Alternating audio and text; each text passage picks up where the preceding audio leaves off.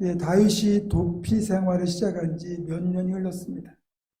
그렇게 몇 년째 긴 시간을 사울에게 쫓기며 도피 생활을 하다 보니 시간이 흐를수록 다윗도 점점 지쳐가고 있었습니다. 사람이요, 너무 힘들고 너무 지치면 포기하거나, 그렇죠? 아니면 자신을 그렇게 힘들게 만든 그 원인, 그 대상을 향하여 끝모를 분노가 올라오게 되지요. 당연히 선한 마음을 가진 다윗이라고 할 수 있고 또 믿음 안에 살고자 노력하는 다윗이라고 할 수 있겠지만, 그러나 다윗조차도 이제는 다 포기하고 싶은 생각이 들고 자신을 그렇게 집요하게 추적하여 죽이려고 하는 사울에 대한 분노가 머리끝까지 치밀어 오르는 걸 다윗도 피할 수가 없었습니다. 여러분이 이제 오늘 예배 끝나고 집에 가셔서 시편 109편을 좀 더 깊이 묵상해 보시면 이때 사울에게 쫓기던 다윗의 심정이 어떤지를 여러분 조금은 이해할 수 있을 겁니다. 시편 109편에 보면 다윗이 사울에게 쫓길 때 심정이 어땠는지 그 문맥에 고스란히 나타나 있습니다.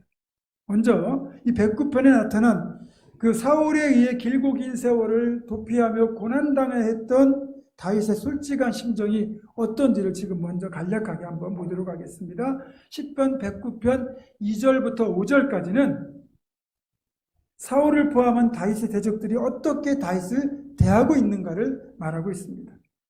그들이 악한 입과 거짓된 입을 열어 나를 치며 속이는 혀로 내게 말하며 또 미워하는 말로 나를 두르고 까닭 없이 나를 공격하였음이니이다.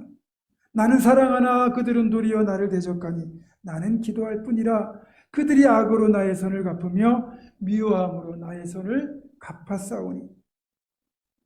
그 결과 그렇게 이제 이들이 다윗에게 악하게 대한 결과 다윗이 지금 어떤 상황에 처해 있는지를 109편 22절과 25절에서 이렇게 말합니다.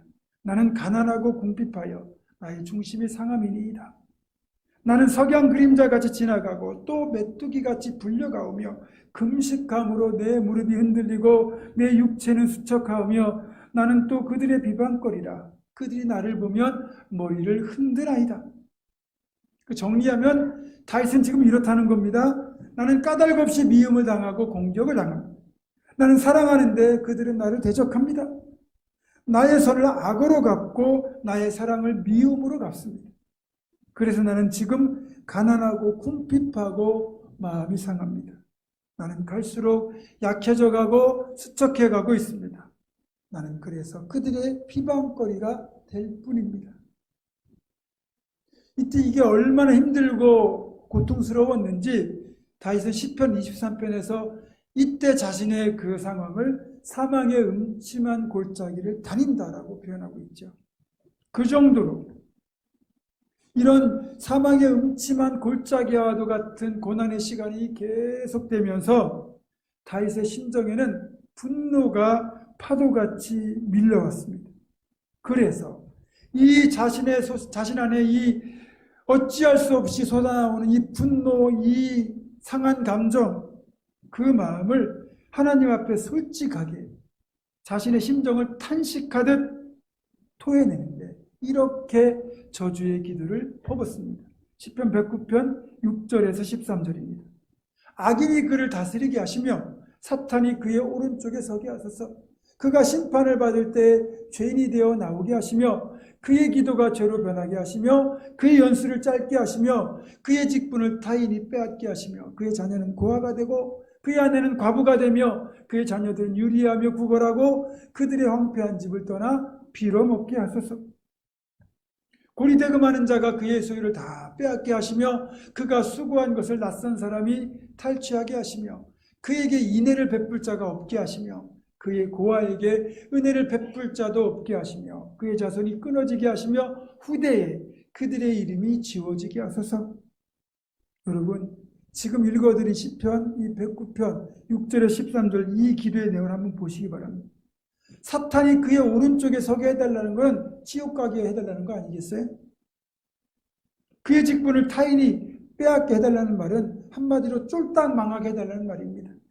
그의 자녀들은 고아가 되고 그의 아내는 과부가 되라는 건 뭐겠어요? 이 사람, 이 집 남편, 그 아버지가 우리말로 갑자기 비명 행사하게 되려는 얘기 아니겠어요? 어디 가서 확 되져버려라. 그런 식의 솔직한 표현인 거예요. 그래서 가족들은 빌어먹는 사람이 되고 아예 그 집의 대가 끊기게 해달라고 하는, 어찌 보면 끔찍한 저주가 담겨있는 기도입니다. 어떻게? 신앙인의 입에서, 그것 하나님 마음에 합한 사람이라고 평가받던 다윗의 입에서 이런 저주가 쏟아져 나올 수 있겠습니까? 여러분, 분명히 말씀드리지만 이런 저주의 마음, 그 상한 마음을 그대로 사람에게 쏟아놓으면 그건 죄가 됩니다. 그건 분명히 죄입니다. 그러나 하나님 앞에 기도로 쏟아놓으면 그건 기도가 되는 거예요. 하나님 앞에 탄식이 되는 거예요. 어쨌든 이렇게 우리가 생각할 때는 상상할 수 없을 정조차 끔찍한 저주의 기도를 드릴 정도로 지금 다윗은 죽을 만큼 힘든 시간을 지나고 있다는 반증입니다. 그리고 여러분, 이건 지극히 정상이에요. 우리가 정상적인 사람이라면 몸이 너무 아파서 통증이 느껴질 때마다 나도 모르게 신음이 나오잖아요. 저도 한 번은 허리 근육이 심하게 놀라는 바람에 정말 한 발짝도 떼기 힘들더라고요. 그때마다요, 나도 모르게 끙끙 앓는 소리가 입에서 나와요. 여러분, 몸만 그럴까요? 우리의 마음도 별반 다르지 않습니다. 어떤 이유로든 정말 마음이 상하고 찢겨가지고 어찌할 수 없이 마음이 아픈데, 여러분, 그럴 때 좋은 말이 여러분 입에서 나오겠습니까? 물론 그걸 잘 절제하는 분도 계시겠지만 자칫 그런 상한 마음을 억누르기만 하면 오히려 더 큰 병이 될 수도 있습니다. 이럴 때는 몸이 아플 때 우리가 신음소리를 내든 마음이 아플 때는 마음이 아프다고 그렇게 표현하는 것이 정상입니다.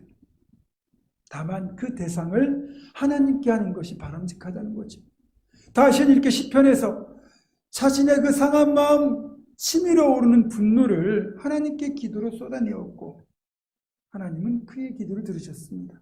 그리고 오늘 본문, 그렇게 다윗의 가장 든든한 위로자인 요나단을 그에게 보내셔서 다윗을 위로하여 주셨고, 끝내는 요나단의 발걸음을 통해 그의 상한 마음이 치유되고 그의 분노가 가라앉도록 해결해 주셨습니다. 다시 말씀드립니다. 오랜 도피 생활로 다윗의 몸과 마음이 완전히 지치고 상하고 분노가 가득 차오르던 이런 때 요나단의 방문은 정말 큰 위로가 되었습니다. 요나단은 다윗을 은밀하게 방문해서 다윗으로 하여금 어떤 상황에서도 하나님만을 의지하는 믿음의 사람으로 남을 수 있도록 격려합니다. 자칫 자기 아버지 사울처럼 탐욕에 사로잡혀 또 질투에 사로잡혀 그렇게 타락하지 않도록 다윗을 사울되지 않게 다윗을 다윗되게 그렇게 격려합니다. 그래서 요나단의 이 뜻밖의 방문은 가장 힘든 시간에 찾아온 최고의 위로가 되었습니다. 여러분, 그렇습니다. 고난당하는 자에게 때에 맞는 위로와 격려는 그 사람으로 하여금 고난을 이겨낼 수 있는 힘을 주는 원동력이 되기도 하죠. 요나단의 갑작스러운 방문과 그의 입술에서 나온 위로가 다윗에게 바로 그랬습니다. 17절입니다. 두려워하지 말라. 내 아버지 사울의 손이 내게 미치지 못할 것이요 너는 이스라엘 왕이 되고 나는 네 다음이 될 것을 내 아버지 사울도 안다 하니라. 이 말을 풀어서 설명하면 이렇습니다. 우리 아버지 사울 왕이 아무리 널 잡으려고 발버둥 쳐도 하나님이 널 보호하시기 때문에 결코 성공하지 못할 것이다. 그리고 다윗 너는 반드시 이스라엘의 왕이 될 것이라는 사실을 우리 아버지 사울 왕도 잘 알고 있다. 그러면서 다윗을 하나님을 힘있게 의지하도록 그렇게 격려합니다.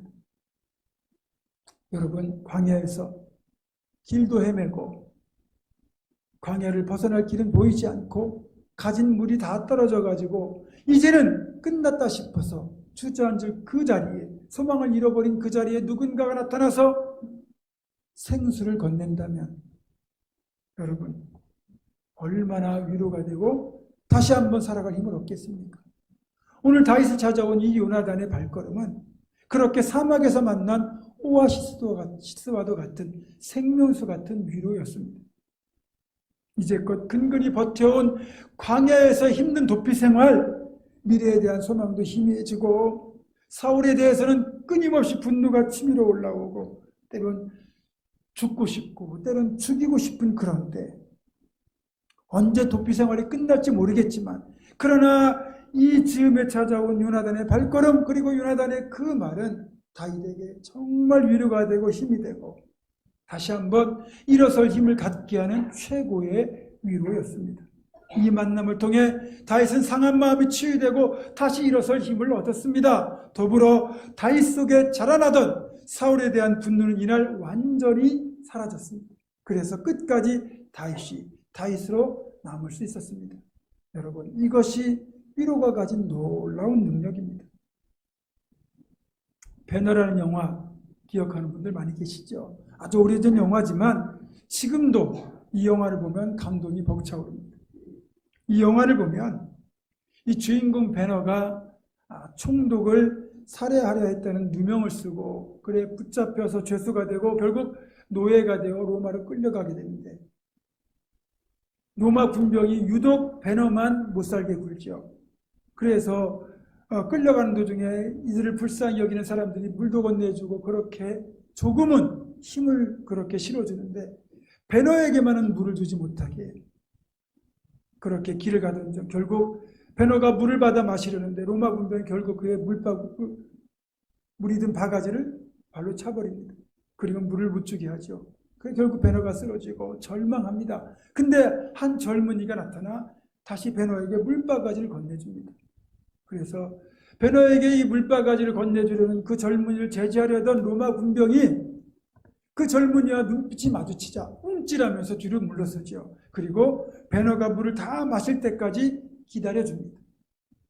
배너는 그 물로 인하여 생명에 대한 소망을 얻었다고 이제 영화 중에서 고백을 하죠. 그리고 몇 년의 세월이 흘러 배너에게 물바가지를 건네주었던 그 젊은이는 나사렛 예수라는 이름으로 공생의 사역을 하다가 결국은 십자가에 처형되는 사형수로 판결을 받게 됩니다. 그리고 온갖 채찍으로 그 몸을 다 상한 후에 자신이 매달린 십자가를 지고 골고다 언덕길을 올라가는데 이미 상하고 찢기고 지쳐서 그 십자가를 지고 갈 힘이 없어 도중에 그만 쓰러지고 맙니다. 아무도 그를 도와주지 못할 때 한 젊은이가 나타나 예수에게 물바가지를 건네주죠. 그 사람이 바로 베너였습니다. 예수님은 그 물을 드시고 골고다 언덕까지 십자가를 지고 가셔서 끝내는 십자가 사역을 완성할 수 있었습니다. 그리고 그 영화 말미에 보면 예수께서 십자가에 피 흘려 죽으신 뒤에 하늘에서 비가 내립니다. 그리고 예수님의 몸에서 흘러나온 피가 그 빗물을 타고 땅으로 흘러가며 죄로 인하여 타락한 이 땅을 치유하고 그리고 그 빗물이 베너의 영혼을 회복시켜주고 무엇보다 베너의 어머니와 여동생이 나병에 걸려서 그렇게 격리되어 있었는데 그 어머니와 누이의 나병이 깨끗이 치유함을 받죠. 그리고 영화는 해피엔딩으로 끝납니다. 영화 속에서 예수님이 베너에게 건네준 물 한 바가지는 평소라면 그저 고마운 정도로 그치겠지만 적어도 모든 걸 포기하고 싶을 때 완전히 지치고 상해서 쓰러져 있던 베너에게는 최고의 위로이자 생명수였을 겁니다. 마찬가지로 쓰러진 예수님에게 베너가 건넸던 그 물 한 바가지 역시 예수님에게는 다시 한번 공생애를 완성할 수 있는 힘이 되어 주었고 그것이 결국 인류를 구원하고 베너를 살리고 어머니와 여동생을 치유하는 축복으로 돌아오게 됩니다. 이것이 위로가 가진 놀라운 능력입니다. 여러분들 중에서 혹시 고난의 터널을 통과하고 계신 분들 계십니까? 그렇다면 반드시 기억하시기 바랍니다. 여러분은 결코 혼자가 아닙니다. 하나님께서는 여러분을 위하여 여러분 곁에 분명히 위로자들을 보내주셨습니다. 그리고 그분의 입에서 나오는 위로의 말이 단지 사람의 말이 아니라 그분을 통하여 여러분에게 주시는 하나님의 위로라는 것을 기억하셔야 됩니다. 책에서 읽었던 한 이야기가 생각납니다. 이 책의 저자가 어떤 대학 교수가 자기 여자 조교에 대해서 칭찬하는데, 이 금주라는 이름을 가진 이 여자 조교는 키도 작고 외모도 평범했지만 워낙 성격이 원만하고 또 마음이 따뜻하고 여유롭고 인간관계를 성공적으로 잘 유지해 나갈 정도로 지혜를 갖추고 있어서 사람들이 그녀를 참 좋아했다고 합니다. 심지어는 목회자들까지 그녀에게 고민을 털어놓을 정도로 그녀는 정말 인간관계와 인격이 참 훌륭했다고 그래요. 하루는 이 책의 저자가 그 조교와 식사를 할 기회가 생겨서 그렇게 원만한 인간관계의 비결, 성격의 비결을 물었다고 합니다. 그러자 그녀가 이렇게 말했다고 그래요. 저를 이렇게 바꾼 건 딱 두 마디의 말 때문이었습니다. 이 이야기를 제가 정리하면 이렇습니다. 이제 그녀의 고향이 강원도 깊은 산골짜기인데 하루 세끼를 걱정해야 될 정도로 가난한 집에서 태어났다고 합니다. 하필 엄마가 그녀가 5살 될 때 동생을 낳다가 죽어요. 그리고 아버지가 재혼을 해서 이제 새엄마를 통해서 또 동생들이 줄줄이 태어납니다. 그러던 어느 겨울날 아버지가 도박을 해서 그나마 남아있던 땅 몇 떼기마저 다 날려버려요. 그리고 그걸 자책하다가 농약을 먹고 그만 극단적인 선택을 합니다. 졸지에 아버지가 사라진 거죠. 그래서 새엄마가 죽어라고 이래도 그 많은 식구들의 입에 풀칠하기도 어려운 삶을 살아야만 했습니다. 그 추운데 양말도 제대로 못 신고 학교를 다닐 정도로 어려웠죠. 그녀가 그렇게 고등학교 다닐 때 어려운 형편 때문에 친구들과도 잘 어울리지 못했고 늘 주눅이 들어 그렇게 생활했다고 합니다. 그러던 하루 이제 운동장을 걸어가는데 누군가 그녀 어깨를 툭 칩니다. 돌아보니까 담임 선생님이에요. 1년 365일 웃는 일이 없다 해서 얼음 선생이라고 불리던 담임 선생님이 그녀를 보고 씩 웃으며 금주야, 너는 보통 놈이 아니여. 그러면서 격려를 하고 지나가는데 갑자기 그 말이 가슴에 팍 박히더랍니다. 그리고 또 며칠이 지난 뒤에 이제 주번이니까 마지막 다 마무리하고 청소 일지를 이제 선생님께 제출하려고 교무실 들어가려는데 마침 담임 선생님이 다른 선생님에게 자신에 대한 이야기라는 얘기를 듣게 되었습니다. 선생님, 우리 반에 금주라는 애가 있는데 보통 애가 아닙니다. 그 어려운 형편 속에서도 열심히 공부해보겠다고 몸부림치는데 얼마나 기특한지 모르겠어요. 그 말을 듣는 순간 그 자리에 있을 수 없어서 가만히 청소일지를 교무실 입구에 내려놓고 나와서 엉엉 울었다고 합니다. 그리고 그날부터 이 금주라는 여학생이 달라진 거예요. 배가 고파도 그러니까 때가 돼도 배가 고프지 않더랍니다. 어딜 가더라도 그렇게 떳떳하더랍니다. 자신감을 얻고 열심히 공부해서 그녀가 다니던 그 시골 고등학교에서 처음으로 서울에 있는 명문대학 경상계열에 합격을 했고요. 그리고 이제 대학을 마치고 대학원에서 조교 생활을 하고 있다는 것이었습니다. 금주야, 너는 보통 놈이 아니여 라는 그 위로와 격려의 말 한마디가 그녀를 바꾼 것이죠. 한 사람의 인생을 바꾼 겁니다. 신학자 중에 폴 틸리라는 분이 계세요. 신학계의 거목이신데 이분이 2차 대전 중 그 나치 독일에 반대하면서 결국 조국 독일에서 추방되어 미국에 건너가서 미국 유니온 신학교의 교수로 재직하게 되었는데 영어도 조금 부족한 데다가 독일식 영어 발음이다 보니까 이분이 강의할 때마다 학생들이 늘 웃어대는 겁니다. 이것 때문에 이 틸리 교수가 점점 더 위축되고 주눅이 들어요. 결국 마음의 병을 얻어가지고 강의실로 들어가는 게 이제는 두려워요. 학생들만 봐도 가슴이 철렁 내려앉아요. 이제는 더 이상 견딜 수 없다고 생각하던 그 즈음 자신의 집 현관문에 카드가 하나 꽂혀 있는 걸 발견해요. 그리고 그 카드에는 이런 글이 적혀 있었습니다. 사랑하는 틸리 교수님, 우리 모두는 교수님을 사랑합니다. 우리는 당신을 존경합니다. 우리가 수업 시간에 웃는 것은 다만 교수님의 발음이 낯설어서 웃는 것뿐입니다. 교수님, 우리는 교수님을 사랑합니다. 그리고 존경합니다. 힘을 내십시오. 185cm의 거구였던 폴 틸리 교수가 이 카드에 적힌 글을 보고는 그만 어린애처럼 엉엉 울었다고 하죠. 그리고 그날 이후 폴 틸리 교수는 자신감을 얻고 열심히 연구해서 세계적인 신학 거장이 되었습니다. 누군가의 진심을 담은 위로와 격려가 그렇게 놀라운 생명력을 주죠. 제가 예전에 마장제일교회에서 교역자로 심호할 때 한 번은 몸과 마음이 완전히 지쳐가지고 거의 탈진 상태에 있을 때인데 어떻게 하셨는지 이무진 장로님이라는 그 장로님 부부가 저희 부부를 불러서 보양식을 사주시고 그리고는 저를 한의원에 데려가서 보약까지 지어주셨어요.